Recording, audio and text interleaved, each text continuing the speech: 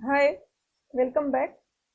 आज का सर्वे का जो लेक्चर वीडियो है इसमें क्वेश्चंस है, ये मोस्टली कंपास और बीयरिंग से रिलेटेड क्वेश्चंस है। तो स्टार्ट करते हैं। क्वेश्चन 111 में पूछा है कि स्मॉलर हॉरिजॉन्टल एंगल जो कि बन रहा है between true meridian and survey line, उसको किस नाम से जाना जाता है।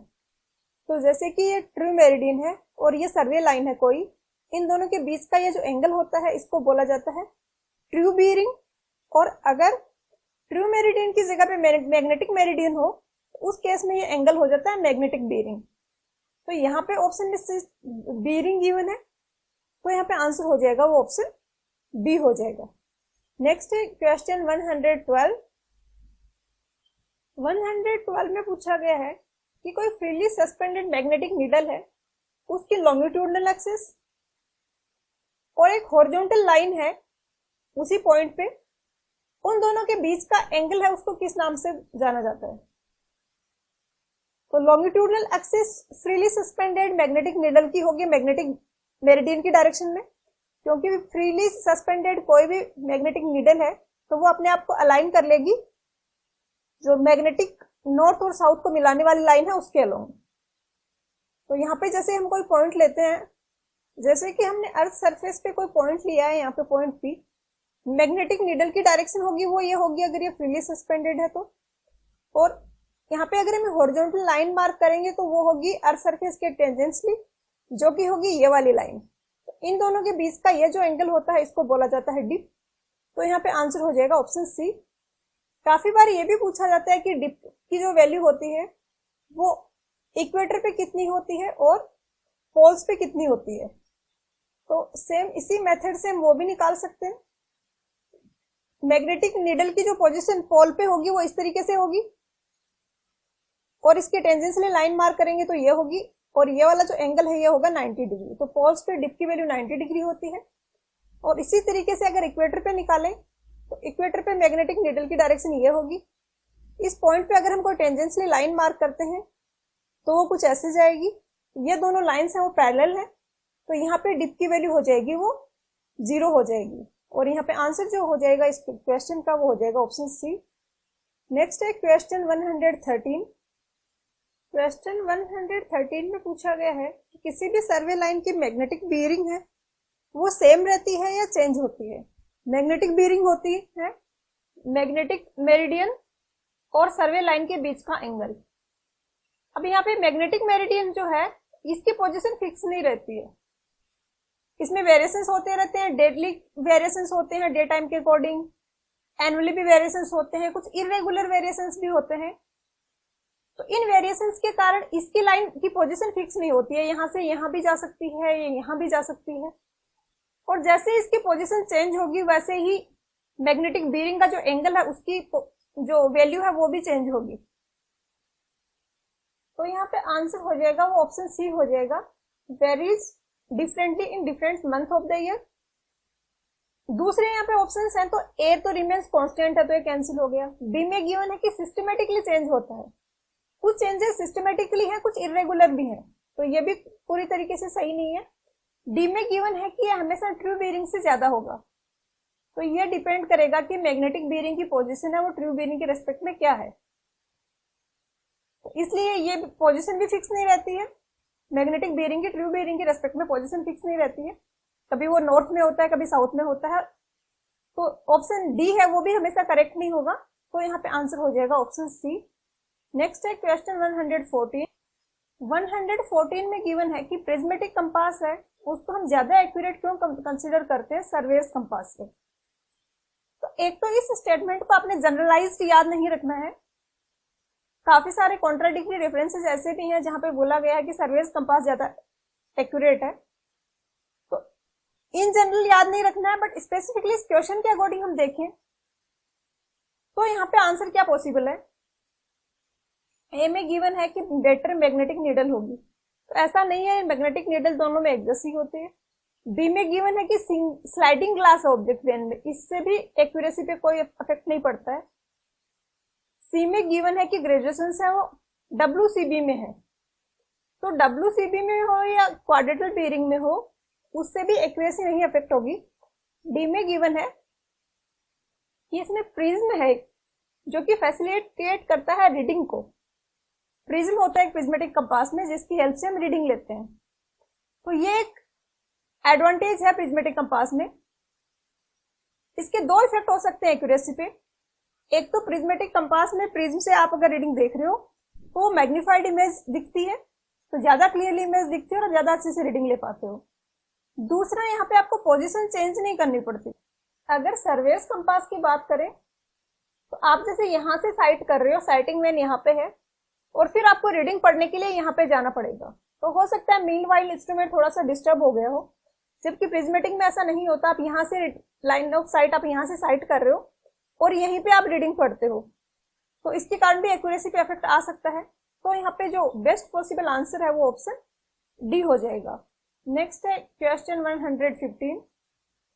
115 तो काफी सिंपल है, आप में से मैक्सिमम लोगों को आता ही होगा, पर थोड़ा सा ध्यान से करना है। इस टाइप के क्वेश्चंस में कभी कभी स्टूडेंट एग्जाम में मिस्टेक कर देते हैं जल्दबाजी में, वो नहीं करना है। ऐसे इजी क्वेश्चंस पे आप एग्जाम में मिस्टेक करना अफोर्ड नहीं कर सकते। तो यहाँ पे गिवन है कि होल सर्किल बेरिंग है वो 120 डिग्री है, तो फिर ये वाला एंगल 120 डिग्री है। हमें निकालना है रिड्यूस्ड बेरिंग, तो हमें ये वाला एंगल चाहिए, तो ये वाला एंगल हो जाएगा 60 डिग्री और ये बेरिंग हो जाएगी एस 60 डिग्री ईस्ट, क्योंकि ये ईस्ट की डायरेक्शन में है लाइन, और आंसर हो जाएगा ऑप्शन डी। और हर बार ये डायग्राम बना के अगर आप करोगे तो कम चांसेस है गलती होने के। नेक्स्ट है क्वेश्चन 116। 116 में यहाँ पे गिवन है हमें होल सर्किल क्वाड्रेटल बेरिंग जो कि है एन 87 डिग्री वेस्ट। तो हम इसको मार्क करेंगे तो ये लाइन यहाँ पे आएगी और ये वाला एंगल है ये 87 डिग्री है। अगर हम इसको होल सर्किल बेरिंग में रिप्रेजेंट करें तो हमें ये वाला जो एंगल है ये हमें बताना होगा। ये वाला एंगल होगा होल सर्किल बेरिंग जो नॉर्थ से होता है, तो ये टोटल एंगल होगा यहाँ से लेके यहाँ तक टोटल एंगल है 360 डिग्री। ये 87 है तो बचा हुआ हो जाएगा 273, ये वाला एंगल हो जाएगा 273 डिग्री। तो आंसर हो जाएगा ऑप्शन बी। नेक्स्ट है क्वेश्चन 117। यहाँ पे गिवन है कि जो मैग्नेटिक मेरिडियन है किसी भी पॉइंट पे, वो डायरेक्शन है एक फ्रीली सस्पेंडेड नीडल, और फ्रीली सस्पेंडेड के साथ में और कौन सा क्राइटेरिया है। तो ये बेसिक डेफिनेशन है मैग्नेटिक मेरिडियन की कि फ्रीली सस्पेंडेड हो, प्रॉपरली बैलेंस्ड हो, और जो लोकल अट्रैक्टिव फोर्सेज हैं उनसे अनइन्फ्लुएंस्ड हो। लोकल अट्रैक्टिव फोर्सेज मतलब कोई ऐसे वहां पे ऑब्जेक्ट प्रेजेंट है आसपास नीडल के जो कि अर्थ के मैग्नेटिक फील्ड को अफेक्ट कर रहे हैं, अब वो अपना मैग्नेटिक फील्ड क्रिएट कर रहे हैं, तो वो मैग्नेटिक नीडल है उसकी डायरेक्शन को अफेक्ट कर सकते हैं। तो यहाँ पे आंसर हो जाएगा वो ऑप्शन सी हो जाएगा। नेक्स्ट है क्वेश्चन 118। 118 में पूछा है कि वो हॉरिजॉन्टल एंगल जो कि बन रहा है between true meridian and magnetic meridian. तो ट्रू मेरिडियन और मैग्नेटिक मेरिडियन के बीच के एंगल को बोला जाता है मैग्नेटिक डिक्लिनेशन। तो यहाँ पे आंसर हो जाएगा वो ऑप्शन बी हो जाएगा। नेक्स्ट है क्वेश्चन 119। क्वेश्चन 119 में पूछा है कि वो इमेजिनरी लाइन जो कि पास हो रही है उन पॉइंट से जिनका मैग्नेटिक डिक्लिनेशन है वो इक्वल है, इस टाइप का लाइन को बोला जाता है आइसोगोनिक लाइन या आइसोगोन। तो यहाँ पे आंसर हो जाएगा ऑप्शन ए। एगोनिक लाइंस वो लाइन होती हैं जिनका मैग्नेटिक डिक्लिनेशन है वो 0 है, मतलब वो लाइन जो कि उन पॉइंट से पास हो रही है जिनका मैग्नेटिक डिक्लिनेशन है वो 0 है। और आइसोक्लिनिक लाइन है, ये वो लाइन होती है जहां पे डिप की वैल्यू सेम है, मतलब वो लाइन जो कि ऐसे पॉइंट्स को कनेक्ट कर रही है जहां पे डिप है उसकी वैल्यू सेम है। तो यहाँ पे आंसर ऑप्शन ए हो जाएगा। नेक्स्ट है क्वेश्चन 120। क्वेश्चन 120 में पूछा है कि किसी भी प्लेस पे जो मैग्नेटिक डिक्लिनेशन होगा वो कैसे वेरी करेगा या कांस्टेंट रहेगा। तो मैग्नेटिक डिक्लिनेशन होता है मैग्नेटिक मेरिडियन और ट्रू मेरिडियन के बीच का एंगल। अब ट्रू मेरिडियन की तो पोजीशन फिक्स है, ये ज्योग्राफिकल नॉर्थ और ज्योग्राफिकल साउथ को कनेक्ट करने वाली लाइन के अलोंग होता है। बट मैग्नेटिक मेरिडियन है इसकी पोजीशन फिक्स नहीं है, क्योंकि मैग्नेटिक नॉर्थ और साउथ पोल है उनकी पोजीशन फिक्स नहीं है। इसमें वेरिएशंस आते रहते हैं मैग्नेटिक मेरिडियन में, इसके कारण इन दोनों का एंगल है वो भी चेंज होता रहता है। तो फर्स्ट तो ये है कि ये कांस्टेंट नहीं रहता। दूसरा, इसमें वेरिएशंस किस टाइप से होते हैं, इसमें कुछ वेरिएशंस डेली वेरिएशंस होते हैं डे टाइम के अकॉर्डिंग, कुछ ऐसे होते हैं सेकुलर वेरिएशंस होते हैं जो कि एक टाइप ऑफ साइन कर्व को फॉलो करते हैं कि मैक्सिमम है फिर कम हो गया फिर वापस मैक्सिमम है। इसके अलावा एनुअल वेरिएशंस भी होते हैं और इन तीनों के अलावा एक इरेगुलर वेरिएशंस भी होते हैं। तो ऑप्शन सी में गिवन है कि फ्लक्चुएट्स। तो फ्लक्चुएट्स का इन जनरल मतलब ये होता है कि कोई कांस्टेंट लेवल है दो और उनके बीच में वैल्यू चेंज हो रही है। तो ऐसा भी वेल डिफाइंड इसका कोई पैटर्न नहीं है चेंज होने का, तो सी भी सही नहीं है। डी में बोला है कि चेंजेस अब्रप्टली, मतलब अचानक से बहुत ज्यादा बढ़ जाना है या कम हो जाना है। तो इस तरीका से पैटर्न बिहेवियर भी मैग्नेटिक मेरिडियन नहीं शो करता है। तो यहाँ पे जो आंसर है वो हो जाएगा ऑप्शन बी कि ये कांस्टेंट नहीं रहता है। नेक्स्ट क्वेश्चन है 121, काफी इंपॉर्टेंट टॉपिक का क्वेश्चन है ये प्रिज्मेटिक कंपास का, कि ग्रेजुएटेड सर्किल पे कौन से एंड पे क्या रीडिंग लिखी जाती है। तो काफी अच्छा और कॉन्सेप्चुअल क्वेश्चन है, डिफरेंट तरीके से ये क्वेश्चन पूछा जाता है और अगर आप एक बार अच्छे से समझ लोगे तो कुछ भी याद रखने की जरूरत नहीं है और काफी आसान रहेगा। प्रिज्मेटिक कंपास जो है वो होल सर्किल बेरिंग मेजर करने के काम में आता है। उसके अलावा उसमें एक प्रिज्म लगा होता है जिससे कि हम रीडिंग पढ़ते हैं, ये तो आपको पता होगा। तीसरा इसके रिगार्डिंग इंपॉर्टेंट पॉइंट है कि जैसे ये नीडल है और इसके चारों तरफ एक सर्किल होता है, ये पूरा का पूरा सस्पेंडेड है, ये पूरा का पूरा मूव होता रहता है। जैसे कि इधर नॉर्थ है तो ये इस तरीके से रहेगा, फॉर एग्जाम्पल नॉर्थ और साउथ वाली लाइन ये है, तो उस केस में इसकी पोजीशन है वो कुछ ऐसी हो जाएगी। तो सर्किल बाहर वाला और जो नीडल है पूरा का पूरा फ्री है मूव करने के लिए।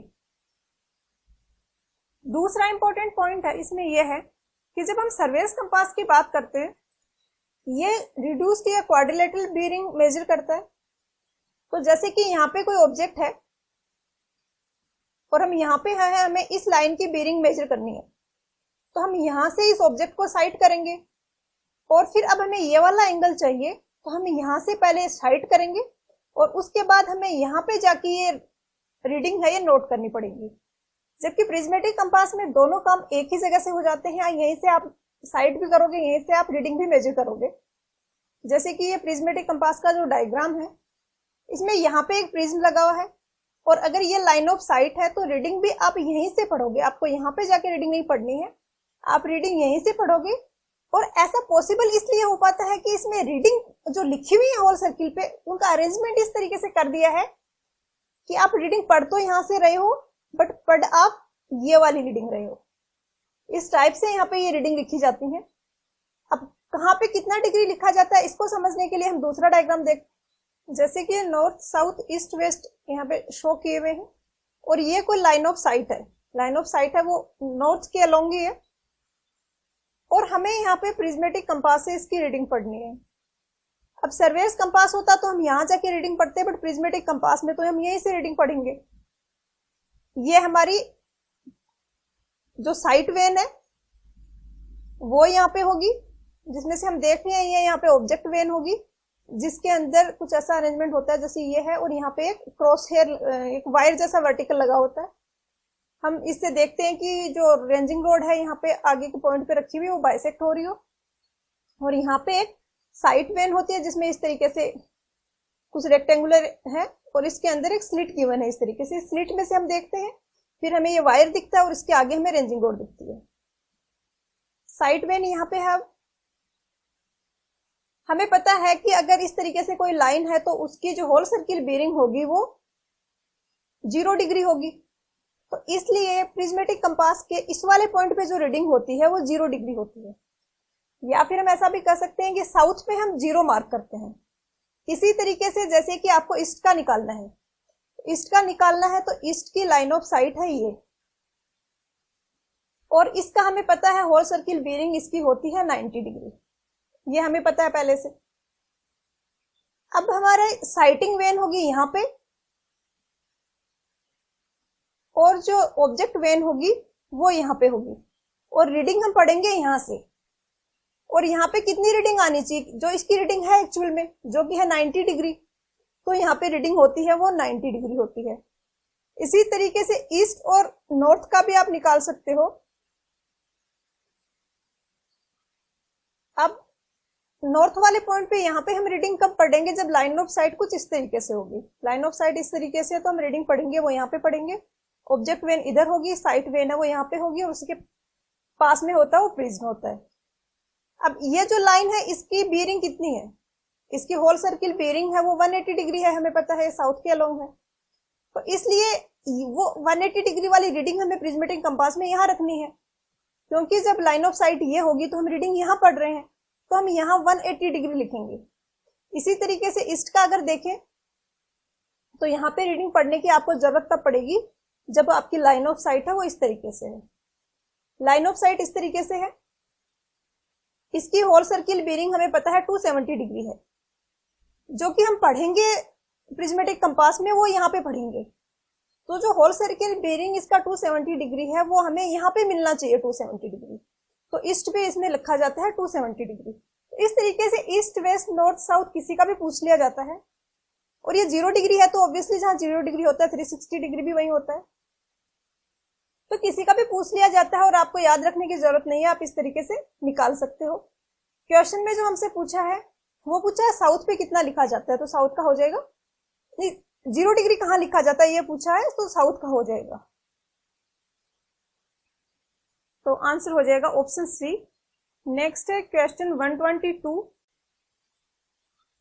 नेक्स्ट क्वेश्चन है 122। यहाँ पे पूछा है ट्रू मेरिडियन की रिगार्डिंग, तो ये आपने याद रखना है। ट्रू मेरिडियन होता है ज्योग्राफिक नॉर्थ और साउथ पोल वाला, और अगर मैग्नेटिक मेरिडियन का पूछा जाए तो वो होता है मैग्नेटिक नॉर्थ और मैग्नेटिक साउथ पोल के कॉरस्पॉन्डिंग जो है। ये डेफिनेशन कुछ ऐसे है कि नॉर्थ और साउथ पोल है ये, और इनसे हम कोई प्लेन बना रहे हैं, जो प्लेन इनसे पास हो रहा है वो अर्थ सरफेस को जहां पे इंटरसेक्ट करेगा जिस लाइन के अलोंग, वो लाइन होती है ट्रू मेरिडियन। तो जस्ट डेफिनेशन है, आपको इस पे मेन फोकस रखना है। दूसरा यहाँ पे आंसर के में आंसर गिवन है वो ऑप्शन डी है, जो कि नहीं होगा, और इसके रेफरेंस के लिए आप यूज कर सकते हो एनपीटीईएल है, वो स्टैंडर्ड रेफरेंस है अगर ऑब्जेक्शन वगैरह फाइल करने हो। तो एनपीटीईएल के जो सर्वे के लेक्चर्स हैं वहां पे गिवन है कि ये जियोग्राफिक पोल्स के रिगार्डिंग होता है। नेक्स्ट है क्वेश्चन 123। क्वेश्चन 123 में पूछा है कि डिफरेंट प्लेसेस पे ट्रू मेरिडियन कैसे कन्वर्ज होती है। तो जैसा कि हमने पहले पढ़ा है, कोई प्लेन है जो कि ज्योग्राफिकल नॉर्थ और ज्योग्राफिकल साउथ से पास हो रहा है, वो जहां पे अर्थ सरफेस को जिस लाइन के अलोंग कट करेगा वो होती है ट्रू मेरिडियन। जैसे कि अर्थ सरफेस है, यहाँ पे ऐसे हम बहुत सारे प्लेन बना सकते हैं। एक प्लेन जैसे कुछ यहाँ से पास हो रहा है, प्लेन है जो कि वर्टिकली इसको कट कर रहा है, तो उसकी जो मेरिडियन बनेगी वो ये वाली बनेगी, और इसी तरीके से इधर की साइड भी एक लाइन होगी। इसी टाइप से बहुत सारी ट्रू मेरिडियन पर वो पॉसिबल है। और ये ट्रू मेरिडियन के बीच की स्पेस होता है इक्वेटर पे मैक्सिमम होता है, और उसके साथ जैसे जैसे ये पोल्स की तरफ जाते हैं ये एक पॉइंट पे कन्वर्ज होता है। जहां इतनी स्पेसिंग थी वहां जाके ये बिल्कुल पास पास में आ गई है, कन्वर्ज हो गई है। तो क्वेश्चन में जो ऑप्शंस गिवन है उनमें करेक्ट हो जाएगा option C, converges from the equator to the poles.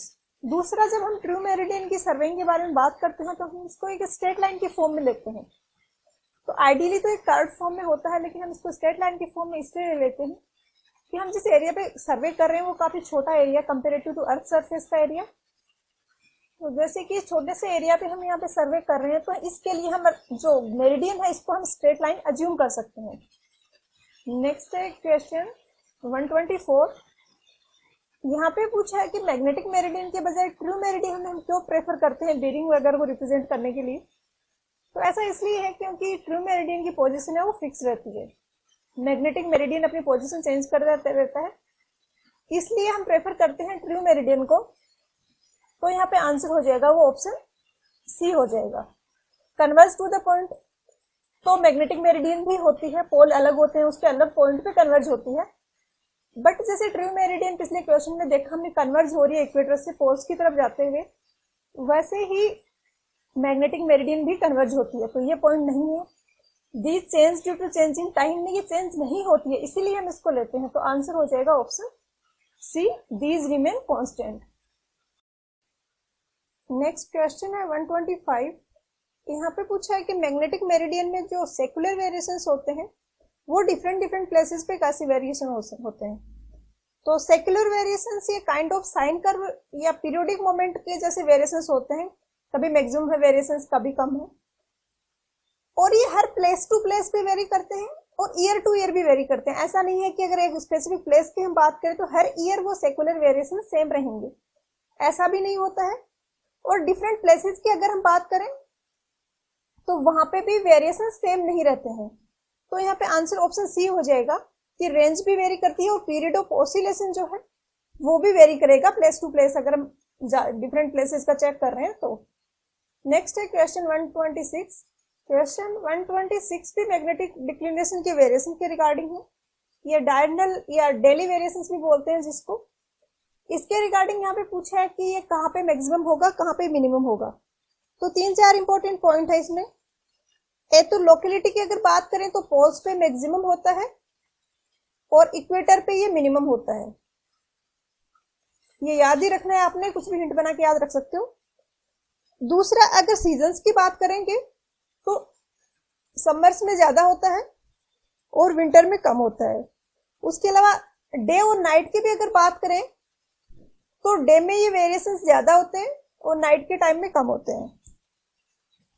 और इसके साथ साथ ये डेली वेरिएशन जो हो रहा है ये ईयर टू ईयर भी वेरी करता है। डेली वेरिएशंस मतलब एक दिन के दौरान कैसे वेरिएशंस हो रहे हैं, किस टाइम डिक्लिनेशन सबसे ज्यादा है, किस टाइम सबसे कम है, तो वो इन सारे फैक्टर्स पे डिपेंड करता है। यहाँ पे हमसे पूछा है लोकेलिटी वाला, तो यहाँ पे आंसर हो जाएगा वो ऑप्शन बी हो जाएगा, less at equator than near the poles. C में गिवन है लेस इन समर, तो इसका उल्टा होता है, समर में ज्यादा होता है, विंटर में कम होता है। और डी में गिवन है कि सारे लैटिट्यूड्स पे ड्यूरिंग डिफरेंट मंथ सेम होता है, तो ऐसा भी नहीं होता है, ये वेरी करता रहता है। तो यहाँ पे आंसर हो जाएगा वो ऑप्शन बी हो जाएगा। नेक्स्ट क्वेश्चन है 127। यहाँ पे पूछा ग्रिड लाइंस किसके पैरेलल होती हैं। तो पहले तो होती क्या है ग्रिड लाइंस, कुछ सर्वे की एजेंसीज होती हैं जो कि जिस एरिया पे मैप बनाना है, जिस एरिया का सर्वे करना है, उसमें ग्रिड लाइंस प्लॉट करती हैं। ग्रिड लाइंस वो लाइंस हैं जो कि ट्रू मेरिडियन के पैरेलल है। तो ट्रू मेरिडियन के पैरेलल बहुत सारी ग्रिड लाइंस होंगी। इन ग्रिड लाइंस की जो सेंट्रल लाइन है उसको ग्रिड मेरिडियन भी बोला जाता है। कंसेप्ट है ये, यहाँ पे इसने लैंग्वेज में थोड़ा सा कंफ्यूज सा कर दिया है। इसने पूछा ग्रिड लाइंस किसके पैरेलल होंगी, तो ग्रिड लाइन पैरेलल होंगी ट्रू मेरिडियन के। तो यहाँ पे आंसर हो जाएगा वो ऑप्शन बी हो जाएगा, ट्रू मेरिडियन के भी पैरेलल होंगी और जो सेंट्रल ग्रिड लाइन है जिसको ग्रिड मेरिडियन भी बोला जाता है उसके भी पैरेलल होंगी, सारी लाइंस पैरेलल होंगी। तो आंसर ऑप्शन बी हो जाएगा। नेक्स्ट क्वेश्चन है 128। यहाँ पे पूछा है कि हम क्वाड्रेटरल बीयरिंग के बजाय होल सर्किल बीयरिंग को क्यों प्रेफर करते हैं। तो इसका रीजन होता है कि होल सर्किल बीयरिंग में हमें जस्ट थीटा में ही कंप्लीट इंफॉर्मेशन मिल जाती है। अगर हम क्वाड्रेटरल बीयरिंग की बात करें तो हमें इस तरीके से कुछ बीयरिंग लिखनी होती है। तो यहाँ पे आंसर ऑप्शन बी हो जाएगा। बाकी ऑप्शंस को देखें तो ए तो कंप्लीटली रॉन्ग है, एंगल सफिशिएंट है होल सर्किल बीयरिंग में स्पेसिफाई करने के लिए। सी में गिवन है कि साइन है वो डिफरेंट होगा, तो sign different whole circle bearing में भी हो सकता है, डिपेंड करता है कि ट्रू मेरिडियन के रेस्पेक्ट में मैग्नेटिक मेरिडियन की पोजीशन कहाँ पे है। तो सी भी गलत है। डी में गिवन है कि ट्रिग्नोमेट्रिक वैल्यूज जो हमें चाहिए थीटा की वो डायरेक्टली हम एक्सट्रैक्ट कर सकते हैं। तो ये क्वाड्रेटरल बीयरिंग के केस में होता है कि ट्रिग्नोमेट्रिक की जो स्टैंडर्ड टेबल है उसमें हमारे पास थीटा की वैल्यू होती है 0 से लेकर 90 तक। तो अगर हम WCB यूज कर रहे हैं तो उस केस में तो हमें कन्वर्ट करना पड़ेगा, हम डायरेक्टली नहीं ले पाएंगे वैल्यूज। तो यहाँ पे आंसर ऑप्शन बी हो जाएगा। नेक्स्ट है क्वेश्चन 129। 129 में पूछा है कि नीचे स्टेटमेंट गिवन है, कुछ पूछा है क्वाड्रेटरल बीयरिंग के रिगार्डिंग कौन सा स्टेटमेंट होगा जब हमें बैक बीयरिंग निकालनी है एक फॉरवर्ड बीयरिंग से। तो जैसे कि ये कोई लाइन है, ये इसकी फॉरवर्ड बीयरिंग है, ये वाली जो कि होगी एस, थीटा और ईस्ट। अब अगर हमें इसकी बैक बीयरिंग निकालनी है, मतलब हमें इस वाली लाइन की बीयरिंग निकालनी है और इस वाली लाइन की बीयरिंग होगी ये, थीटा तो दोनों में सेम होगा थीटा की वैल्यू, और इसकी अगर हम बीयरिंग लिखें तो ये होगी एन थीटा वेस्ट। तो इन दोनों को अगर हम कंपेयर करें तो साउथ को हम अगर नॉर्थ से रिप्लेस कर दें, ईस्ट को वेस्ट से रिप्लेस कर दें, थीटा की वैल्यू सेम रखें तो हम एक फॉरवर्ड बीयरिंग को डायरेक्टली बैक बीयरिंग में कन्वर्ट कर सकते हैं। और ये सेम चीज गिवन है ऑप्शन सी में कि एन को एस से रिप्लेस कर रहे हो, ई को डब्ल्यू से रिप्लेस कर रहे हो, और वाइस वर्सा भी, अगर डब्ल्यू आ रहा होता तो ई से रिप्लेस करते। तो क्वाड्रेटल बीयरिंग के रिगार्डिंग ऑप्शन सी है वो करेक्ट स्टेटमेंट है। और यहाँ पे ए और बी है, ये होल सर्किल बीयरिंग के रिगार्डिंग है। इसमें दो टाइप का क्राइटेरिया होता है कि जो बीयरिंग है वो 180 डिग्री से कम है कि ज्यादा है। जैसे कि हम पहले कम वाला केस ले रहे हैं, ये लाइन है और ये इसकी फॉरवर्ड बीयरिंग है, ये वाला एंगल, और ये 180 डिग्री से कम है। अगर हमें इसकी बैक बीयरिंग निकालनी हो तो हमें इस लाइन की बीयरिंग निकालनी होगी जो कि ये वाला एंगल होगा। तो ये जो फॉरवर्ड बीयरिंग वाला एंगल है, इसमें अगर 180 ऐड कर दें तो बैक बीयरिंग वाला एंगल आ जाएगा, क्योंकि ये 180 ही इसमें एक्स्ट्रा आ रहा है। इसी तरीके से अगर 180 डिग्री से ज्यादा है तो उस केस में हम 180 डिग्री सब्ट्रैक्ट कर देते हैं। तो ए और बी है होल सर्किल बीयरिंग के रिगार्डिंग करेक्ट स्टेटमेंट है, और आंसर यहाँ पे ऑप्शन सी हो जाएगा। नेक्स्ट है क्वेश्चन 130। 130 भी काफी आसान है। यहाँ पे पूछा है कि रिड्यूस्ड बीयरिंग है वो किसी लाइन की, वो एंगल है किस किस के बीच में। ए में बोला है कि नॉर्थ लाइन और गिवन लाइन मेजर्ड क्लॉकवाइज, तो हमेशा हम नॉर्थ से नहीं लेते हैं। जैसे कि इसकी बीयरिंग निकालनी है तब तो हम नॉर्थ से लेंगे, लेकिन अगर इसकी बीयरिंग निकालनी है तो इसका हम एंगल लेंगे वो साउथ से लेंगे। तो ए गलत हो गया। बी में गिवन है सेम चीज एंटी क्लॉकवाइज, ये भी गलत हो गया। सी में गिवन है ईस्ट और वेस्ट, ऐसा तो कभी भी नहीं करते हैं। डी है वो करेक्ट स्टेटमेंट है कि गिवन लाइन और part of the meridian north से भी ले सकते हैं, साउथ से भी ले सकते हैं, डिपेंड करता है कि किससे एडजेसेंट है वो। इन दोनों क्वाड्रेंट में है तो साउथ से लेंगे, ऊपर वाले दोनों में है तो नॉर्थ से लेंगे। तो यहाँ पे आंसर हो जाएगा वो ऑप्शन डी हो जाएगा। तो आज के लेक्चर वीडियो में इतना ही, मिलते हैं नेक्स्ट वीडियो में। पढ़ाई करते रहिए। All the very best.